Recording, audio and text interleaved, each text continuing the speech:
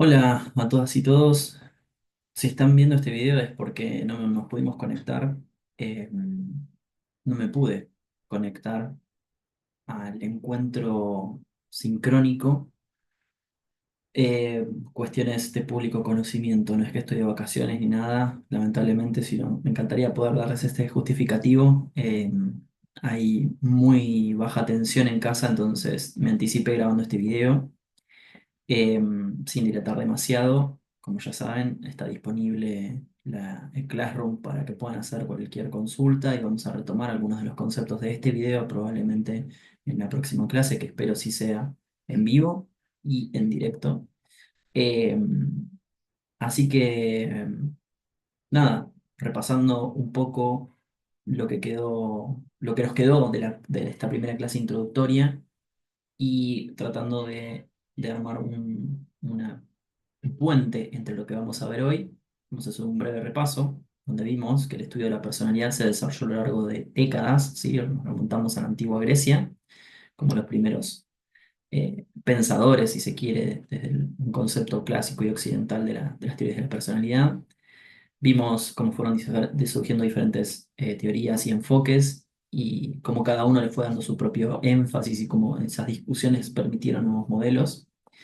Em, entonces dijimos que si las raíces estaban puestas en la Grecia clásica, no era para nada extraño pensar de que en las teorías modernas, con toda una tradición filosófica, vienen a retomar desde ahí algunos autores que durante fines del siglo XIX, principios del siglo XX, empiezan a dar forma, por ejemplo, de las teorías más representativas como la teoría psicoanalítica pura, la freudiana, ¿sí? Que fue uno de los primeros en proponer que la personalidad se desarrolla a partir de la interacción entre fuerzas conscientes e inconscientes, va a decir él. Y está estructurado por, como ya sabemos, el ello, el yo y el superyo, y las experiencias tempranas de la infancia juegan un papel fundamental y crucial en la formación del carácter. Em, Del principal modelo, principal detractor va a ser el de tradición conductista. Particularmente Skinner había planteado que la personalidad era la suma de respuestas aprendidas a lo largo de la vida, enfocándose más en el comportamiento observable que en los procesos mentales internos, ¿no? Y ya no indexaba tanto la cuestión del inconsciente y qué factor juega y demás. Si no es algo que podamos medir en condiciones de laboratorio, no es que no existe para nosotros, al menos, o no lo vamos a tener en cuenta, sería más específico. Los modelos más presentes, ¿no? Más cercanos a nosotros en la psicoterapia, vienen de una tradición de la psicología humanista, representada por figuras, entre otros, como Rogers o Maslow, donde enfatizan el potencial humano para el crecimiento y la autorrealización, subrayando la importancia de conceptos como esto que un poco como viene lo nuclear de la identidad, ¿no? La autoaceptación, la autonomía, la formación de la personalidad, justamente.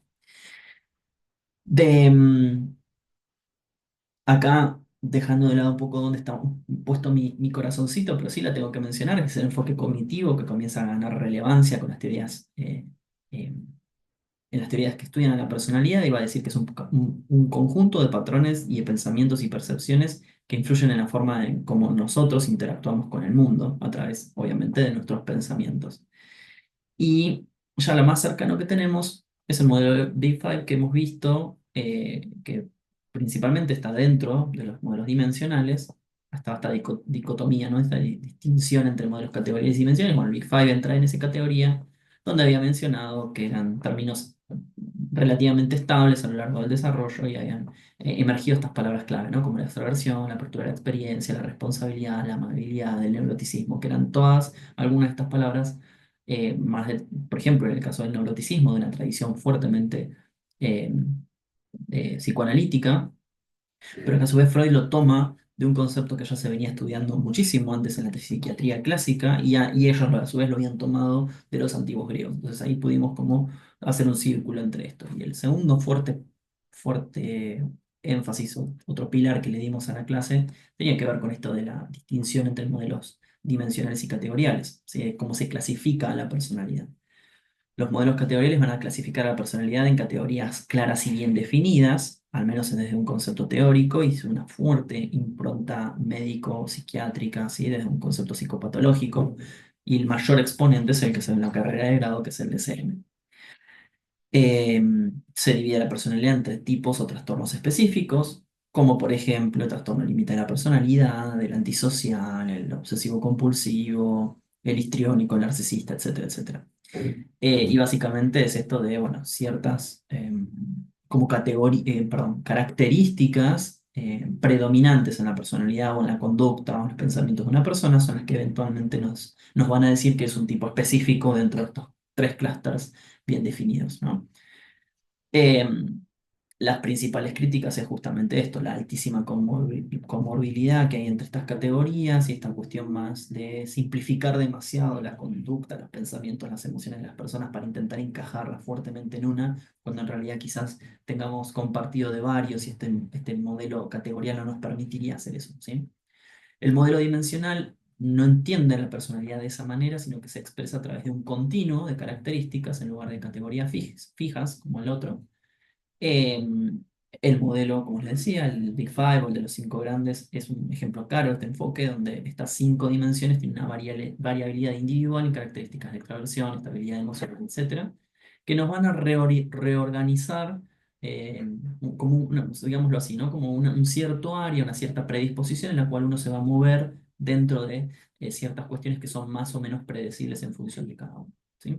Este enfoque ganó popularidad particularmente por la diversidad, la complejidad de o mejor dicho, por la posibilidad de poder capturar justamente la diversidad y la complejidad de la conducta humana de una manera muchísimo más precisa y además porque hay evidencia de distintos campos, no solamente desde los campos teóricos, sino también desde el campo, de los campos de las neurociencias, por ejemplo, de las imágenes de los tomógrafos y demás, que tienen una relevancia tanto por estudios genéticos, etcétera, etcétera, ¿sí? Así que este fue como un muy breve resumen, espero no haberme extendido demasiado.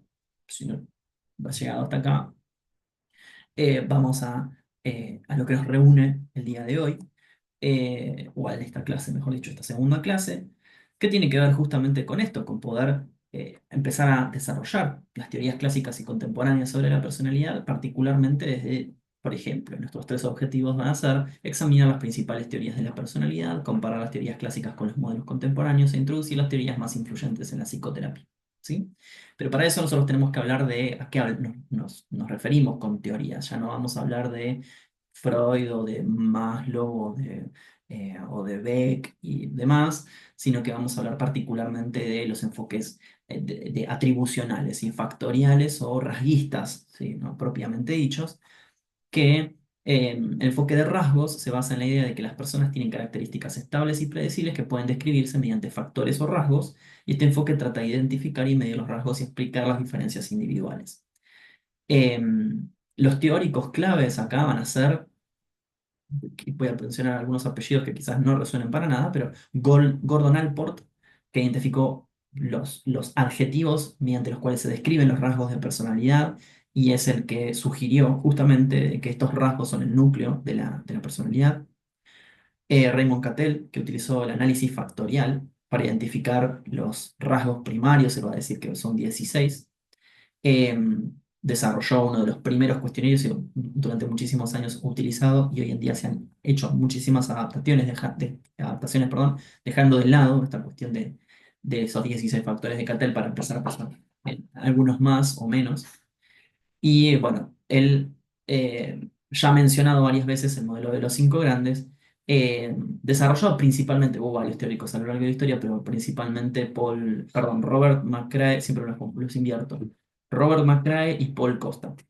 McCrae y Costa son los desarrolladores de este modelo y vienen a dividir estos cinco grandes factores también mediante un cuestionario, un autorreporte, ¿sí?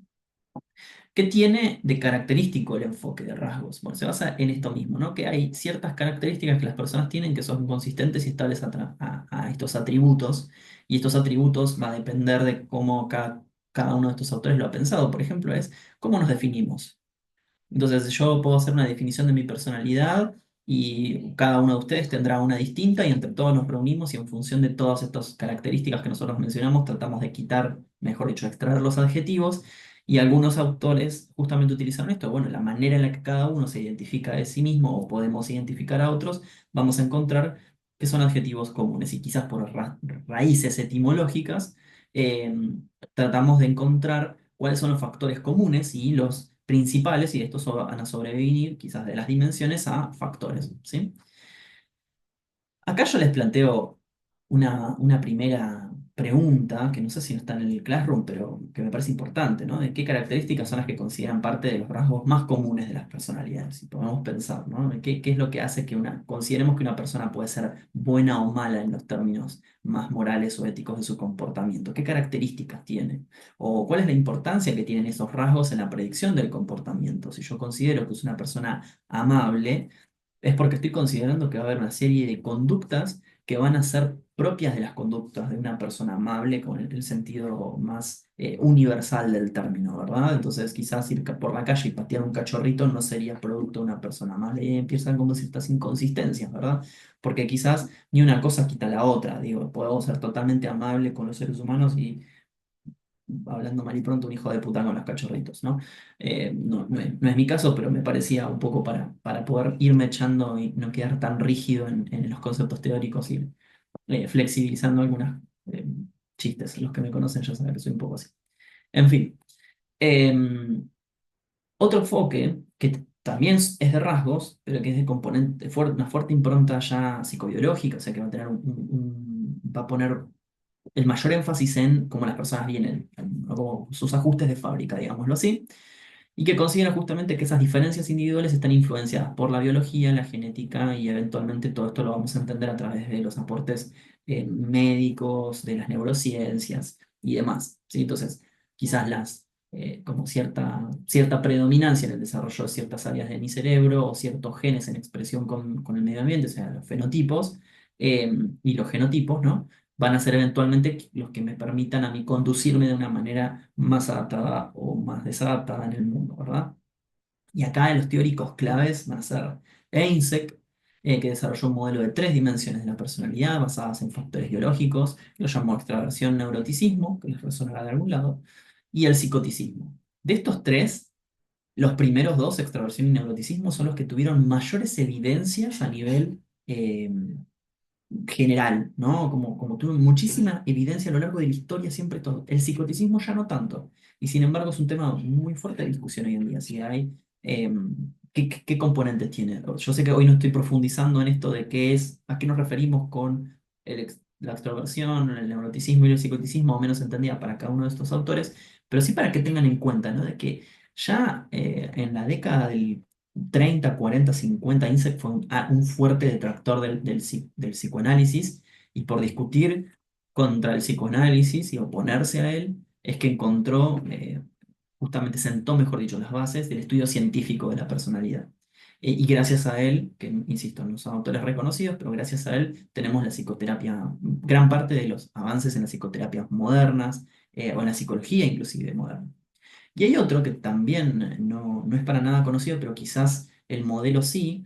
Eh, bueno, esto de acuerdo al desarrollo que ustedes, cada quien tenga por fuera de la formación de grado, porque esto probablemente no lo hayan visto, pero digo, es Jeffrey Gray, que es el que propuso la teoría del sistema de activación conductual y un sistema de inhibición conductual, la activación-inhibición, que ayuda a explicar la motivación y el comportamiento en relación con la personalidad. Así que fíjense que puso el foco específicamente en aquello que nosotros podemos interpretar del otro, que es justamente su conducta, ¿sí? Las características de este enfoque es, bueno, justamente su influencia de la genética, el desarrollo del sistema nervioso, la neurobiología de la personalidad y herramientas, como les decía, les anticipaba, las neurociencias, el estudio comparado en gemelos, por ejemplo, que dicho sea de paso, es un documental muy interesante para ver. Después, en todo caso, se los paso, o está en Netflix inclusive, pero me parece que se consigue por internet también, para poder estudiar justamente cómo los genes impactan en la personalidad, ¿no? Se supone que los gemelos idénticos, ¿no? Vienen con ajustes de fábrica que son idénticos entre sí, ¿no? Y las expresiones del desarrollo de esos genes en el medio es lo que va a hacer de su conducta algo distinto. Avanzando con esto, bueno, justamente acá el uso de cuestionarios, ¿no? Que ya los vine mencionando al menos con estos dos aportes, ¿no? Y acá podemos debatir justamente en si la sociedad y el ambiente qué predominancia tiene en esto que viene aparentemente del ajuste de fábrica, ¿no? Los genes o viceversa. cuál es la predominancia de los genes en función de todo lo demás y tratemos de darles un sentido de importancia como para empezar a pensar. Del otro aporte que, bueno, que obviamente ha sido continuado y de hecho hoy en día se sigue estudiando, que es el aporte psicodinámico, cuyas raíces tienen los que ya mencionamos a Freud, a Jung la clase pasada, y los aportes de Adler, que no recuerdo si llegamos a verlos o no. Y las características de estos enfoques, yo les decía, bueno, la cuestión de los conflictos inconscientes, la influencia de la infancia, esto de poder resolver los conflictos internos y tratar de cómo de equilibrar nuestra personalidad, etcétera, etcétera. No voy a detenerme demasiado ahí. Pero sí lo que puedo decir es que hay una tradición en cómo medimos dentro del modelo psicodinámico es los test proyectivos, que justamente lo que se trata de buscar es esto que yo tengo interno y quitarlo por fuera de romper con ciertos patrones defensivos de mi personalidad, ¿sí? Poder expresarme de la manera que soy internamente. Y acá a mí me parece que la mejor pregunta que podemos hacer para debatir con este modelo es qué relevancia o importancia tienen las experiencias infantiles en la formación de la personalidad adulta, ¿sí? Para pensar en estos términos. Si una experiencia traumática en primera infancia eventualmente repercute en un adulto, por más de que eventualmente desde los 3 5 años en adelante su desarrollo haya sido totalmente otro y la experiencia queda circunscrita a esa etapa, ¿no? Y acá pensemos el caso de Juanito, como el más representativo de la infancia de Freud, ¿no? Perdón, de los estudios en niños de Freud, encima de manera indirecta, porque Freud nunca lo vio, creo que salvo alguna reunión, si es que la tuvo con el niño, siempre fue a través de otros, o del propio padre o del médico, etcétera. El enfoque fenomenológico, que creo que también lo mencioné, eh, como el humanístico existencial, bueno, pensémoslo desde ese lugar, enfoque fenomenológico, cuya tradición puso énfasis siempre en la experiencia subjetiva de la persona y su capacidad para autodeterminarse. Y acá ya lo mencionamos a Rogers, ya lo mencionamos a Maslow, ya mencionamos esta cuestión de la autoconciencia y la autoaceptación y demás. Bien, no vamos a pretender profundizar demasiado en eso. Así un poco como me salteé el psicoanálisis, me voy a saltear al modelo cognitivo-conductual que hicimos un breve repaso, pero pensemos justamente esto, ¿no? Nuevamente, las experiencias pasadas o los condicionamientos originales, si tienen o no tienen repercusiones en el desarrollo o en los estilos de aprendizaje que mide Bandura en función de las experiencias conductuales o cognitivas influenciadas por el ambiente o por la sociedad. Me parece que Bandura en ese sentido eh, es quien aporta lo que mejor se tiene hoy en día de la conducta. No es que los otros autores no lo hayan tenido en cuenta, pero hasta que no apareció Bandura para hablar del medio ambiente y esto de que no es pasivo el sujeto y demás, hubo muchas cosas que no se habían tenido en cuenta. De la relevancia de retomar lo que otros autores habían mencionado, ¿sí? Eh, y acá puse a Bandura, le di un énfasis mayor porque él, siendo con un modelo cognitivo-conductual, pero particularmente ambientalista, si lo pensamos de esta manera, es quien desarrolla un enfoque interactivo o la discusión entre un determinismo recíproco, que yo les decía esto de las discusiones epistémicas al final de la clase pasada, que quizás sean cosas que nos lleven muchos encuentros poder desarrollar más específicamente, pero que me parece que es importante volver a traer, que tiene que ver con esto de la personalidad sería el resultado de la interacción entre las cogniciones, los comportamientos y el entorno, como para sintetizarlo en una sola frase que es bastante linda. Y las características de este enfoque va a ser justamente esto, de que la personalidad no es estática, que se va a moldear a través de las interacciones y la dinámica con otras personas y con el entorno. Y acá podemos pensar inclusive cómo solemos atribuir determinadas causas de uno mismo en función de lo que pasa con los demás, o cómo nosotros tendemos a atribuirnos causas de lo que pasa en el entorno a nosotros mismos. Y acá yo les voy a tirar dos palabras que van a ser claves en función de lo que se estudia hoy en la personalidad, que son las personas que tienden a ser más como introyectivas, ¿no? Como personas que tienden a atribuirse todo a causas propias o personas que son más bien proyectivas, que quizás las causas tienen que ver con algo que ocurre allá afuera o lejos o en el otro, además, ¿no? Tienen otros nombres, pero yo no quiero ser un poco más sencillo, más allá de que esté metiéndole pata para no demorar más allá de la media hora de hoy con este tipo de cuestiones como para abrir debate. Y nuevamente, ¿Cómo interactúan estos factores internos y externos para influir en la personalidad según este modelo de enfoque y qué críticas le podemos hacer? ¿Sí? Pero ahora vamos a quedarnos entonces con estas cuestiones, ¿no? Personalidad, conducta y cognición en la psicología de la personalidad. Vimos entonces que el enfoque cognitivo-conductual sostiene que la personalidad no está determinada por características innatas o factores inconscientes, sino por patrones o comportamientos aprendidos o procesos cognitivos que se desarrollan a lo largo de la vida, estos pensamientos automáticos que diría Beck, ¿no? Este enfoque resalta la importancia de las experiencias pasadas y cómo las interpretaciones que hacemos de eventos afectan a nuestro comportamiento y nuestra forma de ser. Las experiencias pasadas no se refiere a estas expresiones traumáticas de las que hablaría el psicoanálisis, sino como las experiencias pasadas en función de qué es sobre el pasado, sobre lo que yo estoy adquiriendo ciertas experiencias y intento adaptarme. Piensen que si la única herramienta que adquirí en mi temprana infancia o ahí adolescencia, pubertad y demás, fue un martillo, voy a tratar de arreglar todo con un martillo, ¿verdad? Entonces pensémoslo desde ese lugar. De esa manera estamos pensando las experiencias pasadas y no como que lo único que voy a tener durante toda mi vida va a ser un martillo, sino de lo que se trata justamente es de qué otras poder aprender en qué momento puedo usar el martillo o no, porque no significa que el martillo no sirva, y fundamentalmente poder incorporar otras herramientas a esta caja de herramientas, ¿no? Principalmente, ¿verdad? Entonces, la personalidad va a ser dinámica, modificable, se trabaja o se forma particularmente a través de un condicionamiento y estas cogniciones, que para el caso, dependiendo de la teoría más pura, puede ser que el patrón conductual de los pensamientos, ¿sí?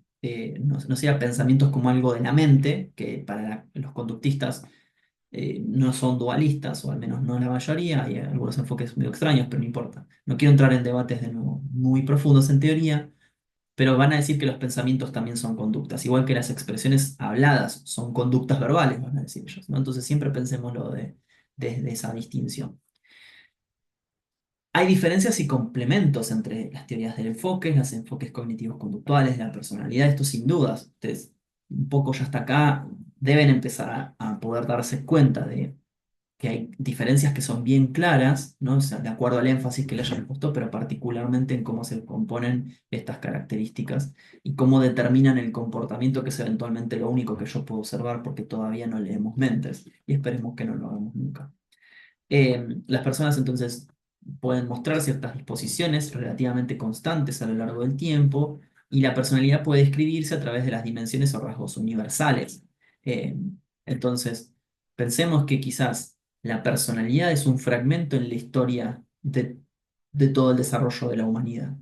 Pensémoslo de ese lugar. Y este enfoque de rasgos tiende a ver la personalidad como un constructo relativamente fijo y predecible, como les daba el ejemplo en el fragmento anterior o en el fragmento del principio, eh, si yo tengo una categoría de la amabilidad, más allá de que la pueda definir o no en términos teóricos, tengo una categoría de las cuales entran las personas que son amables y veía a este sujeto caminando por la calle, que yo considero que es un vecino amable y de pronto lo veo patar un cacharrito y entro en conflicto con esas cuestiones. Entonces, tiene que ver con esta cuestión de la predictibilidad, ¿no? Entonces, jamás pensaría que el vecino amable del barrio o de la cuadra es el capaz de patear un cachorrito, etc.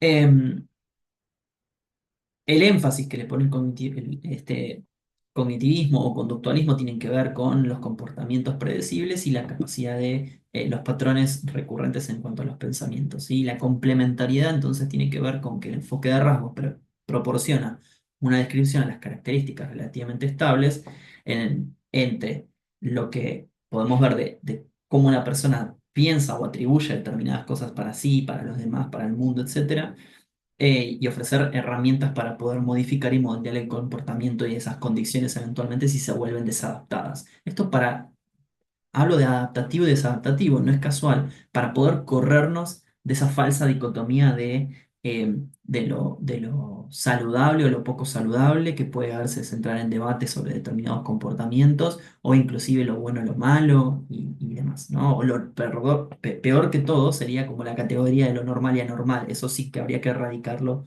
totalmente de la expresión verbal. Al menos si quieren, después de debates internos académicos podemos tener, pero me parece que en cuanto a referirnos con determinadas cuestiones con nuestros pacientes, ¿verdad? O nuestros alumnos en clase. ¿Cómo explica el comportamiento el enfoque conductual y el enfoque cognitivo? Porque hasta acá lo fuimos mencionando, ¿sí? Entonces, vamos a ver que estos estímulos en relación con el entorno, la persona reacciona en base a un principio de condicionamiento. Ahí tenemos el condicionamiento clásico y el operante, como modelos que son lo mismo pero más complejos. El clásico decía que se puede asociar un estímulo a una respuesta eh, el operante decía que para poder vincular un estímulo con una respuesta había un refuerzo o un castigo que puede aumentar o disminuir su posibilidad de ocurrencia. El comportamiento en este caso es el resultado directo de estos refuerzos y castigos en el que las personas experimentan en función con su medio. Y el enfoque cognitivo, acá vamos de nuevo, debería abrir todo un seminario para hablar de este modelo, tantas cosas que vengo como medio amenazando que quizás las haga o no, pero son procesos mentales que subyacen a nuestras respuestas, ¿no? Que inclusive a veces quizás no son respuestas conductuales que los otros puedan atribuirse, pero sí son respuestas conductuales inclusive con uno mismo. Pensemos en el típico pensamiento de fallar en un examen, por ejemplo, y atribuir de soy un imbécil, no estudié lo suficiente, o soy un inútil, no sirvo para nada. Piensen si esos pensamientos no tienen ningún tipo de consecuencia, porque quizás el resto de la gente nunca escuche nuestros pensamientos, pero para uno mismo, ¿qué afectación tiene? ¿Verdad? No pensemos esto, ¿no? Que también hay determinadas conductas internas, esto que les decía, esta cuestión de que un pensamiento no deja de ser una conducta que quizás no es visible, a menos que yo la ponga en palabras y que el otro la pueda visualizar, pero que para mí mismo sí tiene un sentido. Y esto mismo ocurre con los pensamientos y las expectativas en función de lo que las personas piensan de sí mismas, de los demás y del mundo, como ustedes bien saben desde el modelo cognitivo. Vamos a quedarnos con tres palabritas clave como a modo de resumen y creo que voy a dejar acá. Estoy un poco chusmeando los apuntes. Me parece que hasta acá vamos a tener una muy buena clase. Vamos a quedarnos con las relaciones entre la cognición, el afecto y la conducta. El afecto como las emociones, ¿no? Y están estrechamente relacionados y que se influyen mutuamente. Y en la práctica, eh, pueden tener mayor o menor predominancia o una sobre la otra, pero realmente son muy difíciles de separar. Yo siempre explico con mis pacientes esto. Es, nosotros las separamos para poder analizarlo y poder ver cuáles son las piezas en el mecanismo de una determinada situación. Y pensemos en un antecedente y una consecuencia de una situación en particular y cómo estas tres cosas pueden estar confluyendo en un sentido que se vuelva desadaptada o desadaptada a mi conducta, mi pensamiento o inclusive mi emoción. Por ejemplo, el miedo a las cucarachas. Sin dudas, estamos hablando, creo que todos podemos estar de acuerdo, que estamos hablando de una fobia que no tiene mucho sentido. ¿Por qué él tendría miedo a la cucaracha? ¿Le podemos dar un justificativo porque son transmisoras de enfermedades o porque se puede hablar de que bueno, hay alguna cuestión de descomposición en la casa o en el departamento? Entonces uno lo tiene que como que evaluar porque eso puede producir otras consecuencias y demás, o que las cucarachas pueden invadir y de pronto puede ser una, pero hay un millón debajo del piso. Digo, no quiero asustar a nadie que empiece a pensar en estas cosas, pero quedémonos con esta cuestión, ¿no? De que una manera racional, si quieren, de reaccionar a la cucaracha podría llegar a ser, bueno, tratar de espantarla o inclusive aplastarla, pero hay personas que literalmente no pueden dormir pensando que hay una cucaracha que se les escapó y que no vieron matarla, o si eventualmente esa cucaracha no estaba rodeada de sus cientos de miles de familiares, ¿verdad? Entonces fíjense cómo los pensamientos y las creencias influyen en cómo nos sentimos y cómo actuamos, más temerosos, por ejemplo, en el caso este de la fobia a las cucarachas. Si creemos que somos capaces de realizar una tarea, por ejemplo, matar a la cucaracha o quedarme despierto toda la noche pensando en esto, si es probable que sintamos ansiedad, como este afecto, ¿no? Bien elevado. Eh, si esa ansiedad a mí me permite como ponerme en posición de ataque, bueno, voy y mato a la cucaracha de huida, me escapo, o de parálisis absoluta, eso tiene una repercusión en mi conducta, ¿verdad? El afecto puede también influir en la toma de decisiones y conductas. Piensen el típico caso de tomar una decisión en un examen cuando uno está muy nervioso, ¿no? Como cuando uno está muy ansioso. Antes de rendir un examen, probablemente no creamos que no pasa nada hasta que uno no logra bajar un poco las revoluciones y eventualmente sobre eso actuar.